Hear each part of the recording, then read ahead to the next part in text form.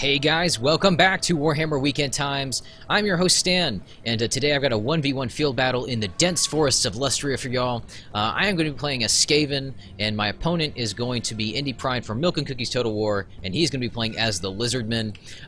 This is the 1.5 patch, or the beta for the 1.5 patch, so there are some new units in this battle, and we'll kind of go over those very quickly as we go over the army comps. But Indie Pride's bringing about 4 units of Sauruses and about 4 units of Temple Guard. He's got about 4 units of Kroxigors in the back, which he's going to be marching up. And then over here, he's got 2 units of Stegodons, kind of one over here on his left flank, and then one over here on his right flank. In the center, he's got some of these Saurus Spears, which are one of the new units for the Lizardmen, which give them a much-needed answer to cavalry. That currently they didn't really have any anti-cav units other than their own cavalry, which, quite honestly, was a little bit lackluster. Then over here, we have some of the Lizardmen's Pterodon unit. This is their flying unit that they have right now. They may get Ripperdactyls later, but that is still kind of under debate.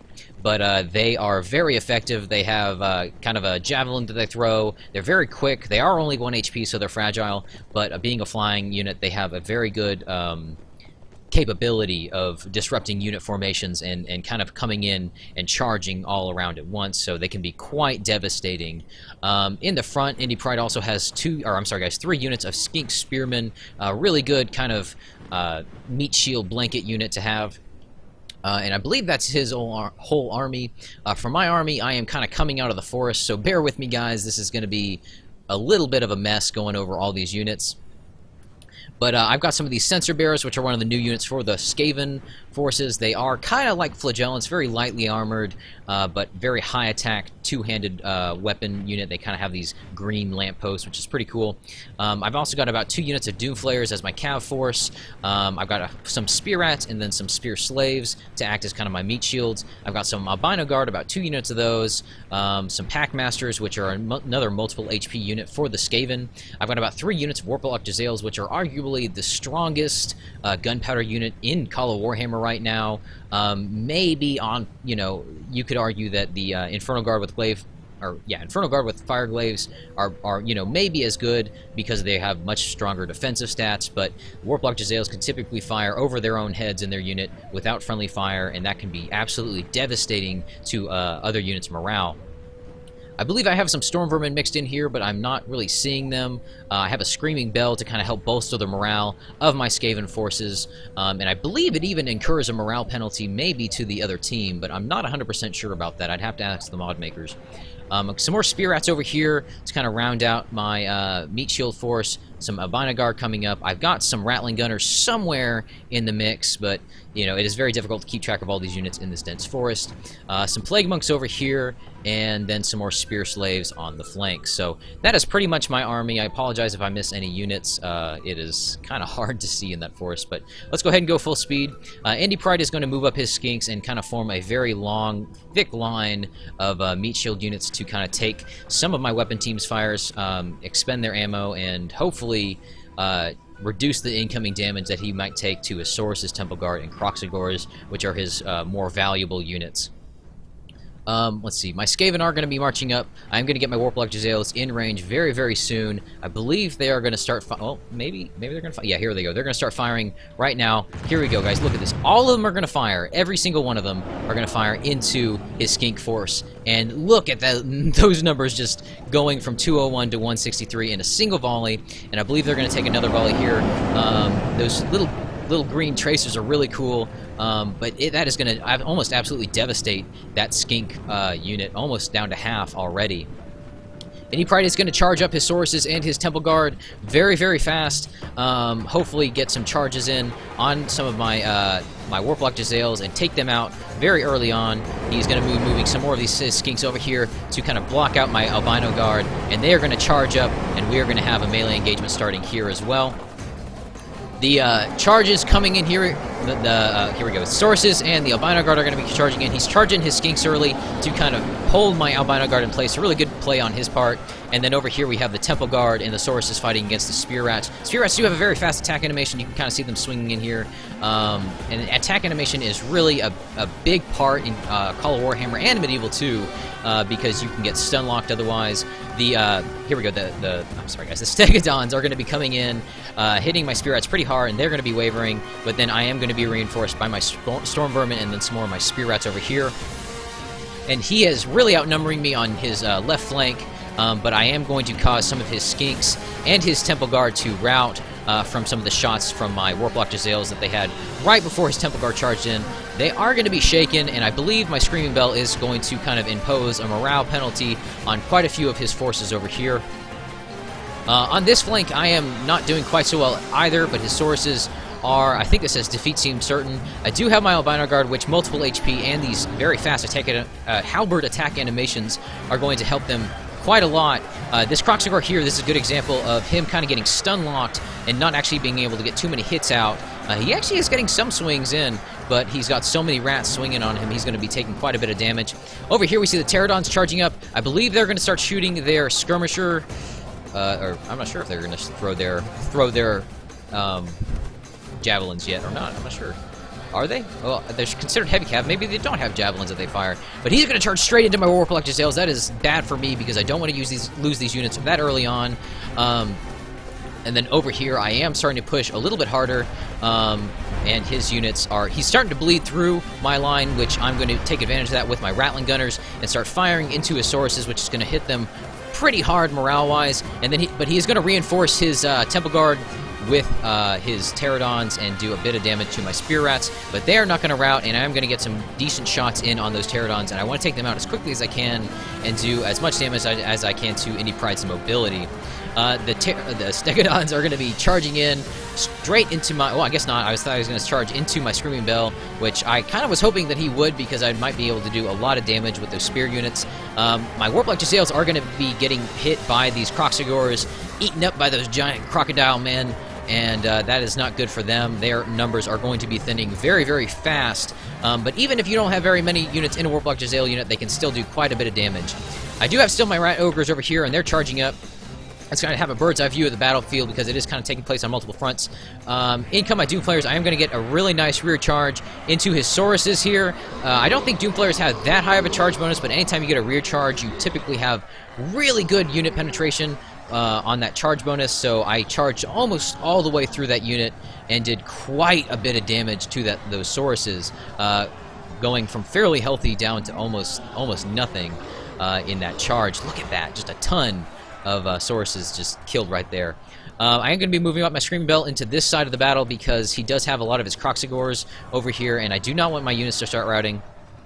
And I am going to start charging around my Doom Flayers a little more liberally, back and forth. I did have the ones that killed a lot of these Sauruses over here. I charged in the backs of his Kroxigors and got a few kills, not too many, but like I said, rear charges seem to do more damage to multiple HP targets than really kind of anything else other than magic. He does still have some of his Pterodons flying around, really kind of harassing some of my slower Skaven units, but Skaven do have a very, very fast movement speed, which I hopefully will be able to kind of utilize in holding down these Pterodons. He's going to charge in my Sensor Bearers and do quite a bit of damage to them over here. They are going to be shaken and wavering, and they may even rout if I'm not careful. These Pterodons are considered heavy cavalry, but they are going to kind of get picked off a little bit one by one, and my Sensor Bearers are going to kind of steady out, and their morale is going to come back. I do believe these have quite a bit of a high attack damage, so hitting these Pterodons should, or multiple Sensor Bearers hitting these Pterodons should cut through them fairly quickly, as I think he's only got like one or two left in that unit. The Stegodons over here are doing a little bit better of a job hitting my Pack Masters. He does have quite a few elite units over here. His Kroxigors and these Stegodons both hitting my Pack Masters can take that unit out fairly quickly if I'm not careful. And it looks like he's setting up for a really good rear charge against my Albino Guard, which honestly are one of my best units right now that I have on the field, next to maybe my my Storm Vermin, which are just a little less as good. But those Stegodons are going to be charging in, hopefully getting some of their little attack. Look at that, those attack animations hitting big chunks of these Skaven. Luckily, that 2 HP is going to help them brace against those huge kind of AoE attacks and maybe do a little bit more damage. On this flank over here, it is still kind of up in the air. These Spear Slaves are beginning to rout. If I lose these guys, these Croxovers are going to be able to wrap around my Plague Monks, which are already shaken, and possibly cause them to rout, and I could lose my whole left flank if I'm not careful. He's charging up his Temple Guard, which, quite honestly, in my opinion, I think need a little bit of a buff. They're supposed to be really elite Lizardmen units, but they're not that much better than Sauruses, and I think they're only priced about 100 gold more. I think they probably should be maybe a multiple HP unit. That's kind of my opinion, though, and maybe more expensive. But, you know, I mean, this all is kind of subject to change until the next patch. You know, rebalancing is a big reason why Indian Pride and I kind of get these early on to kind of show you guys what's in the patch, and honestly to kind of give our feedback as to what's balanced and maybe what needs to be readjusted, which helps because, you know, the mod team is a handful of people and they have a lot of stuff that they're doing, and they may just not have enough time to kind of go and test out each thing on their own. So it really kind of helps them out, and it helps us out a lot because it's so much fun to get to try this stuff out early on, and to kind of be able to say, you know, like, oh, this unit maybe need to be readjusted or something like that, and actually have a little bit of feedback. But I am starting to kind of pull ahead on this flank here.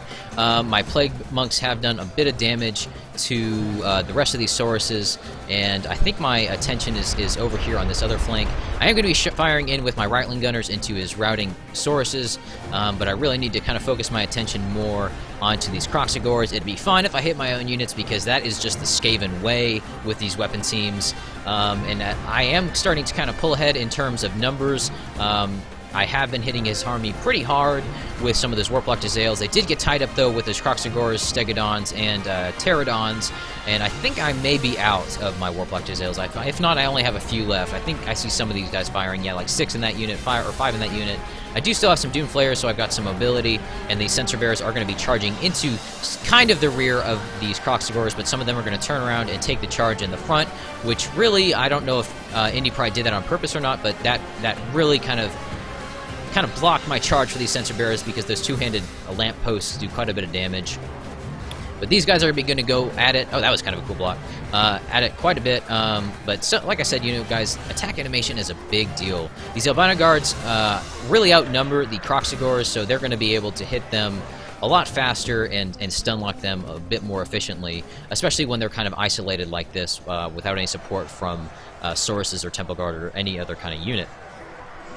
Over here, my Screaming Bell is going to be engaged against the Croxagores, which are going to be wavering, and some of these, the morale on these units is going to start to kind of diminish for Indie Pride's army. I did manage to kill his, I can't think of this unit's name. I've said it like 4 times. Stegodon, that's what that is. The Stegodon right there, which can actually, if they get a lot of their AoE attacks off, they can do quite a bit of damage. But then the Croxagores are going to be charging in. They're very tired, though. That is going to kind of incur more of a morale penalty. And I don't know if it was just between the sheer amount of units and the Screaming Bell, but they're going to rout in that charge. And that is kind of pretty much going to finish up the battle. Very, very fun. The new units, I think we didn't really utilize them too much this battle. I think mostly there's only about maybe 3 to 4 new units at most in some of the factions in the version that we have, but they are adding new stuff almost daily, and stuff is getting accomplished. I did get quite a few kills. Indie Pride got more kills than I did, but I had a much bigger army, nearly 500 troops more than he did. And then if we look at the kill count, my Warplock Jezzail's got a pretty decent spread, 122 there. Very, very good for a gunpowder unit. 76 and then 36. And then, let's see, my Rat Ogre's only got about 20 kills. They typically don't get a ton of kills. I don't think they have an AoE attack associated with them. And they kind of get stunlocked fairly easily, so Rat Ogres are a little controversial in my opinion. Albino Guard are getting a ton of kills at 201, 136, and then my Plague Monks getting 151. That was actually really high for them. I don't think they're very expensive, maybe only about 2,000 or 3,000 gold, but don't quote me on that. Skaven units, I don't typically play Skaven, so I'm not totally off the top of my head sure about their unit prices, but very fun game. Really fun to see a lot of these new units utilized in this patch. But anyway, guys, I hope you guys like this battle, and there's definitely more Warhammer content on the way. And if you guys haven't seen Indie Pride's channel, go check him out. He's at Milk and Cookies Total War, and quite honestly, like, if you're watching my channel, I'd be very surprised if you've not heard about him, considering that he's honestly one of the only other people who do online battle replays for Call of Warhammer. So, but anyway, guys, I hope you guys liked it. There's more coming soon, and I hope you guys have a wonderful day. I'll see y'all later.